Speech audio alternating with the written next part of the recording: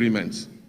Engagements with the 9 independent power producers have resulted in a 250 million immediate savings and 1.1 billion of legacy debt restructured for payments between the period 2026 and 2028. These revised agreements will be submitted to Cabinet, and I'm pleased to inform you, Mr. Speaker, will be brought here to Parliament for ratification. Mr. Speaker, under the Rural Electrification Program, 200 out of the 400 targeted communities have been connected to the national grid, with a further 100 at various stages of completion. The national electricity access for Ghana today stands at 89.05. We are committed to ensuring that every Ghanaian has access to reliable, affordable electricity. It is worrying that the Electricity Company of Ghana continues to experience high power losses, with reports indicating that around 25% of generated power is lost.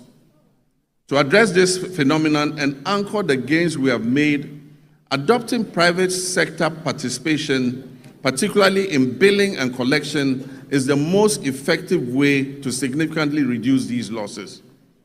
Cabinet has approved the multiple lease method for concessions in the distribution utilities, and work is ongoing to implement this critical reform. Mr. Speaker, the Bui Power Authority has completed an additional 50 megawatts of solar power.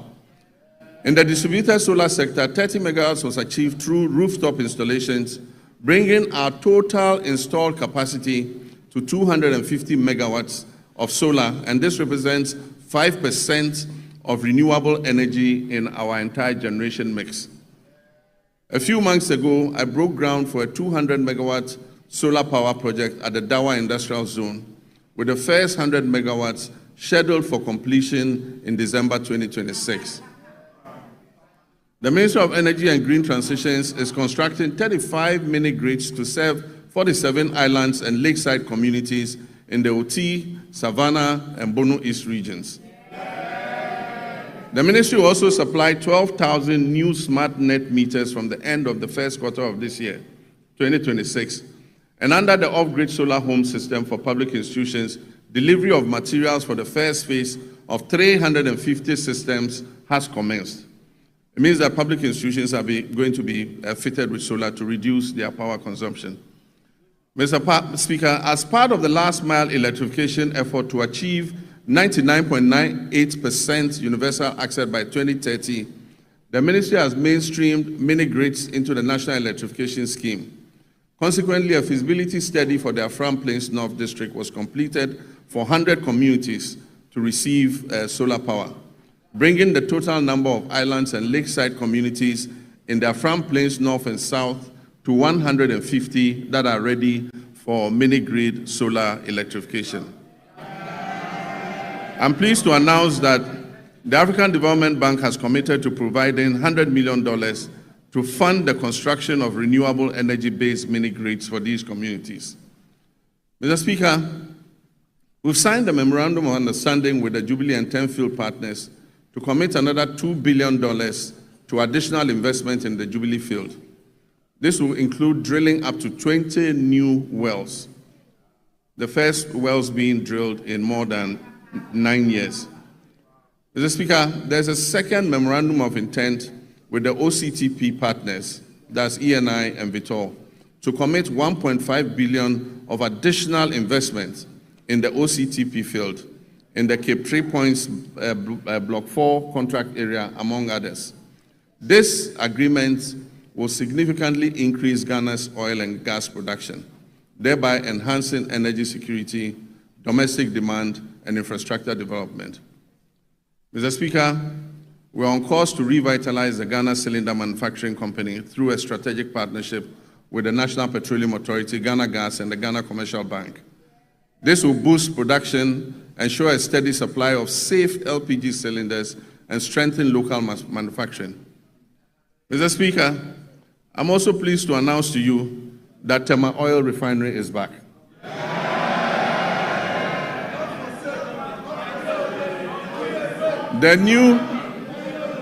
The new management of the refinery has successfully completed extensive turnaround maintenance. And I'm pleased to inform you that this August House that for the first time since 2018, the refinery has commenced processing of crude oil into petroleum products again. So, Mr. Speaker, let me assure our countrymen and women that the energy sector reforms continue unabated. I remain fully committed to turning around the sector, strengthening its foundations, and ensuring reliable, affordable, and sustainable energy security for our nation. Mr. Speaker, agriculture remains central to our national renewal. Since January 2025, this administration has embarked on a decisive reset of Ghana's agricultural sector under our Agriculture for Economic Transformation agenda, with the Feed Ghana program serving as the flagship vehicle for implementation. Our objective is clear: to restore food sovereignty, stabilize food prices, reduce import dependence, increase decent jobs, especially for youth, and reposition agri as a strategic growth sector under our 24-hour economy policy. Mr. Speaker, as of January 2025, food inflation stood at 28.3%, following an unprecedented peak of 61% in January 2023. This situation placed severe pressure on households and undermined national stability. Today, food inflation has declined significantly to 4.9%, and this has provided relief to Ghanaian families and businesses. Mr. Speaker, this year we have committed 300 million Ghana cedis to the National Food Buffer Stock Company to mop up excess produce, to stabilize prices, and build a strategic national food buffer against emergencies, marking the first time Ghana has deliberately built a food reserve for national resilience. Over 413 institutions, from basic schools through to tertiary institutions, have been registered and are actively participating in the Feed Ghana program. Institutional farming is currently being undertaken by the Ghana Armed Forces, the Ghana Prison Service, the National Service Authority, basic and second cycle schools, public universities, and faith-based organizations, including churches and mosques. A key pillar of the Feed Ghana program is the home gardening initiative. Across the country, families are being encouraged to grow vegetables at home and in their communities to reduce food expenditure, improve household nutrition, and enhance food availability. The Feed Ghana program is also firmly anchored on irrigation for wealth creation. Government is deliberately shifting our agriculture from rain-fed dependence to irrigation-based farming to support year-round production and also strengthen our climate resilience. And so over the past months, processes have begun for the following interventions: the construction of 2 new mega dams, the rehabilitation of 8 existing irrigation dams, and the construction of 250 solar-powered boreholes for farming communities and schools across the Northern Belt and Brong-Ahafo regions. In addition, major irrigation schemes, including the Via, Weta, Tanoso, Bong, Ashaman, and Aveime, are undergoing rehabilitation, while new inland valleys covering over 1,300 hectares are being developed to expand rice production. Under the Global Agriculture and Food Security Program, we've launched a 20 million agro-input distribution project to strengthen food and nutrition security across the Northern Savannah Ecological Zone. This project is being implemented in 12 districts across 6 regions, with a target of 50,000 farming households, including 30,000 women and youth. It will support the production of key staples such as maize, rice, soya bean, cowpea, granules, while promoting year-round vegetable cultivation through solar-powered micro-irrigation schemes for farmers groups and selected schools. The project is also supporting backyard and commercial poultry production, as well as the distribution of fertilizer and certified seeds to participating districts. This will help strengthen the poultry value chain. We're working to fulfill the promise of establishing farmer service centers across the country to modernize agriculture. Procurement processes are underway for a total of 660 tractors, 400 combine harvesters, and other agricultural equipment and implements. The first 11 farmer service centers will begin construction this year and will provide affordable access to land preparation, harvesting, storage, input supply, extension services, and equipment leasing, especially for smallholder farmers. Mr. Speaker, in the next 2 weeks, I'm going to cut short for the first farmer service center in the Afram Plains. Mr. Speaker, agricultural extension remains the backbone of productivity, and to address the current gap between farmers and extension officers, 540 motorbikes have been procured to improve extension coverage. 150 of those bikes have already been distributed, and we're employing 400 Feed Ghana district coordinators nationwide, while 10,000 young Ghanaians are being enrolled under a 4-year national service agripreneurial program with annual absorption into permanent employment. So far, 3,000 youth have been posted by the National Service Authority under the Agripreneur program. This intervention is strengthening frontline service delivery and creating employment opportunities for young people. We're also placing farmer cooperatives at the center of our agricultural transformation plan. As of October 2025, 70,000 community commodity-focused farmers cooperatives had been established nationwide. And they are serving as platforms to access inputs, mechanization services, climate advisories, aggregation, and fair market negotiation. Government is actively linking farmers to agro-industrial investments to stabilize prices, create jobs, and accelerate Ghana's journey towards food security. A major highlight of this effort is the 154 million Ghana-Italy irrigated commercial farming project to establish a 10,000-hectare irrigation model farm to produce rice, maize, soya, and tomatoes. All produce from this project will be sold locally. This intervention is strategic and designed to fast-track progress towards food security, ensure a reliable supply of raw materials for agro-processing, and reduce Ghana's dependence on food imports. Mr. Speaker, other key initiatives under the Value Addition and Agro-Industrial Drive include rice processing facilities in the Upper East and Upper West regions, poultry feed production facilities in Ashanti, cashew and onion processing facilities in Bono East. In addition, a 40-ton per day soya processing plant is being established in northern Ghana to support soya bean farmers and reduce their feed costs. The share industry is also being revived through secured export contracts and measures to protect raw material supplies. Mr. Speaker,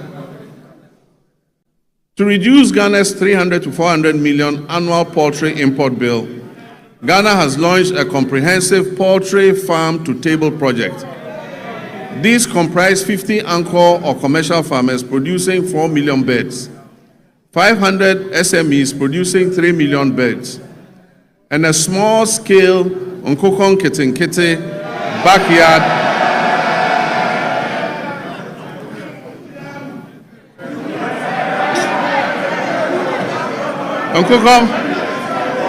and a small-scale Nkokon Kitinkiti backyard poultry program that is targeting 3 million birds nationwide, with emphasis on women and young children. Mr. Speaker, the Nkokon Kitinkiti program is underway as I speak, and the target is to reach 60,000 households. Even before I launched the Nkokon Kitinkiti program, 720 beds had been distributed during the pilot phase to 13,000 farmers in 12 districts. I recently opened a poultry processing factory in Bichim to support expected production growth in the poultry sector. Mr. Speaker, education is important, and it remains pivotal to our national transformation agenda. In this regard, the year 2025 was both eventful and momentous for Ghana's education sector. I'm pleased to report that all the flagship initiatives and commitments that were contained in our Reset Agenda Manifesto have been faithfully honored during the year under review. The No Fee Stress initiative was successfully launched in Koforidua, and as I speak has benefited over 152,000 young people, first-year students in public tertiary universities. The number of beneficiaries this year is projected to reach 220,000 first-year students. In collaboration with the Student Loan Trust Fund, I have good news for law students. Law students in Ghana will also be now able to access the student loan scheme to pursue their legal education. Mr. Speaker, the free tertiary education policy for persons with disability has also been launched and is now fully benefiting all eligible persons with disabilities enrolled in our tertiary institutions nationwide. Mr. Speaker, the 2025 academic year saw a stable, uninterrupted supply of quality food to all our schools under the free senior high school program. Mr. Speaker, to further deepen coordination, accountability, and effectiveness in the education sector, this Honorable House passed several important pieces of legislation. These include: 1, the Kwame Nkrumah University of Science and Technology Bill 2025, the Ghana Scholarships Authority Bill 2025, the Change of University Names Bill 2025, the University for Development Studies Bill 2025, and the Ghana Education Trust Fund Bill 2025. To enhance private sector participation in the tertiary education sector, new legislation will be introduced in this House to ease regulatory bottlenecks and remove the requirement to charter, making it optional. Mr. Speaker, basic education remains the critical entry point into our education system. It is at this level that children acquire foundational literacy, numeracy, critical thinking, and problem-solving skills, upon which all future learning depends. Government understands the importance of the basic sector and is therefore undertaking a major policy shift to rebalance our education investments in favor of basic education. As part of this shift, the standards-based curriculum for kindergarten to primary 6 is currently under review to incorporate robotics, coding, and the responsible integration of generative artificial intelligence. Additionally, as part of the ongoing curriculum review, artificial intelligence education will be introduced at an age appropriate and developmentally sensitive, with a strong emphasis on ethical use, digital responsibility, critical thinking, and human values. Mr. Speaker, in response to the persisting challenge of schools under trees, this government has programmed a bold and decisive intervention for the 2026 financial year. This includes the construction of 200 kindergarten blocks, 200 new primary school blocks, 200 new junior high schools nationwide. And I'm further pleased to inform this House adequate allocation has been done in the 2026 budget. I'm further pleased to inform this House that the government has fully cleared all outstanding capitation grant arrears owed to the public basic schools, as well as clearing all outstanding arrears of BEC exam registration subsidies due to the West African Exams Council. For previous years, the legacy debts to West African Examinations Council have all been cleared. Mr. Speaker, education for learners with special needs is not only a moral right, but also a sound, pragmatic investment. And it promotes equity and strengthens social cohesion. In recognition of this, the amended Get Fund Act has established a dedicated, sustainable funding framework to implement free education for learners with special needs, beginning in the 2026 academic year. Government has also increased the daily feeding grant for students in public special schools from 8 cedis per day to 15 cedis per day. This significant increment reflects our resolve to address the unique nutritional and health needs of learners with disability. In addition, Mr. Speaker, we'll construct a modern state-of-the-art special needs school in Ho in the Volta region, and we'll rehabilitate and upgrade the existing special needs schools in Okropong, Ekwapim, in fulfillment of our pledge also to provide free sanitary pads to schoolgirls as part of efforts to improve menstrual hygiene and reduce absenteeism among female learners. A total of 12.2 million packets of sanitary pads were distributed to girls in public schools across the country in 2025. Mr. Speaker, we allocated in this year's budget 292.4 million Ghana cedis to sustain the free sanitary pad initiative. This commitment aims to remove gender-specific barriers to education and ensure that no girl's education is interrupted due to challenges related to her menstrual hygiene. Mr. Speaker, as part of efforts to decongest senior high schools and increase access and ensure parity in educational opportunities, government is going to convert and upgrade 30 Category C secondary schools to Category B, and convert and upgrade 10 Category B schools to Category A. In addition, facilities in Category A schools are going to be upgraded and expanded to be able to take in more children. Technical and vocational education and training remain a critical pillar of our strategy to address youth unemployment and accelerate skills development. Government will construct 6 brand new regional TVET centers of excellence across the country to equip our young people with practical, industry-relevant skills aligned with the demands of the evolving job market. We're also undertaking a review of the national curriculum to align with the OECD Future of Education and Skills Framework. This will make TVET education more adaptive and resilient.